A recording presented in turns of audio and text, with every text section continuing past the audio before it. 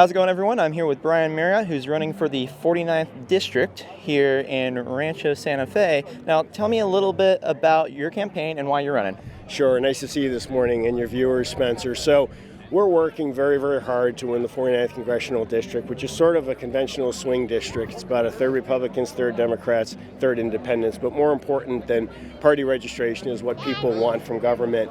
And that's important to everyone. We want government to be there in a critical needs situation. But as a Republican, my view is that we want to count on people and what's inside them, their ambitions and what they've got in mind for what they want to do in life and who they want to be. And I think our policy of limited government is a much better playing field for those folks who are confident about the future. And we want to take care of people who are vulnerable as well, of course. Yeah. And you mentioned less government. Tell me what one of your platforms would be if you got elected. Well, starting with families having the opportunity to get job advancement, to get their kids off to college without being overwhelmed by debt. When their kids graduate high school, trade school, college, junior college, we want them to have the opportunity to be able to find employment in the field that they studied for, to have career opportunity after that, to grow their lives and their financial peace of mind. And that starts with economic opportunity. It starts with a country, a state, and a city that continues to grow and expand in the private enterprise, and for opportunities to be in front of families and sort of what I call the doability of the American dream to continue that way, particularly here in California, which of course is the district itself. And that means we have to give them tax certainty. We have to get 2017 tax reform made permanent so families know that these middle class tax breaks are for the long term and they can plan accordingly.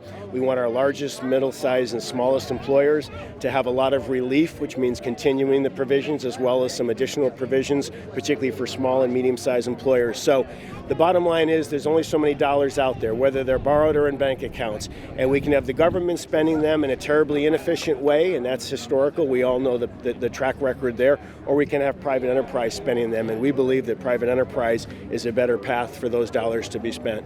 So what I'm hearing is less government throwing money at things and actual solutions. Absolutely. I mean, we have to start looking at government and asking for results. In this district, we have a closed nuclear facility and we buried the waste at the beach. And for over 30 years, they've been looking for a solution and we still don't have one. And it's just one of a number of examples specific to the local situation here that government has just failed to produce results. And we have to start thinking about smart votes, smart policy, execution, and results. And fun fact, you might already know this, we buy a lot of energy from Palo Verde nuclear generating station in Arizona, but yet we don't have the capacity here in California when it's very hot out. It's amazing, and we've got, unfortunately, maybe their heart's in the right place, but we have a lot of young activists in Sacramento making policy. They have no life experience from which to draw on, or very little, I should say, and we're getting bad policy in a state where businesses are shutting down, moving out, and folks are losing the opportunity for their kids to stay around here and have their families stay around here. A lot of work to do. Yep. Well, hey, I appreciate it. My pleasure, Spencer. Nice to be with you this morning. Yep. Thank you, and